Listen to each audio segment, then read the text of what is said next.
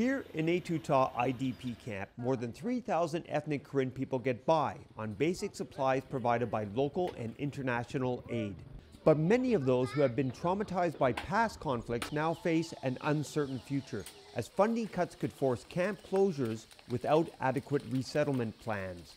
For landmine victim Se Kalu, the prospect of rushing back to his former home village is inconceivable. If we really have no choice and we have to leave this camp, it's going to be very difficult for me to go back. I definitely can't go back to our original home or land because the Burmese soldiers are still there. I'm afraid to go back.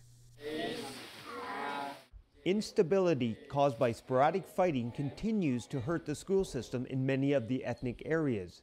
But a fragile ceasefire in Karen State has eased the stress for students amid government promises of building more schools, at least for some of the population. Instructor Miyato Tu, who was educated in the camp before becoming a teacher, says there's a need for balance and equality. All the ethnic groups live in the same country. I would really like to see everybody have the same equal rights and treatment. But it doesn't happen. So this is what we have to face these days. Local civil society groups are teaching villagers about land rights and say foreign business is moving too quickly into old conflict zones. Former Karen National Union Vice President Zipra Sain says transparency and proper land compensation are key to building future trust. The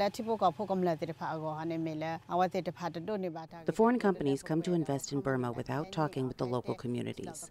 They never provide any information or details to the villagers and about the impact. The companies don't consider corporate social responsibilities for the community.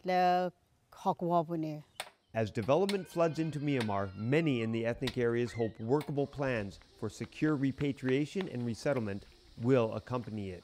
Steve Sandford for VOA, Karen State, Myanmar.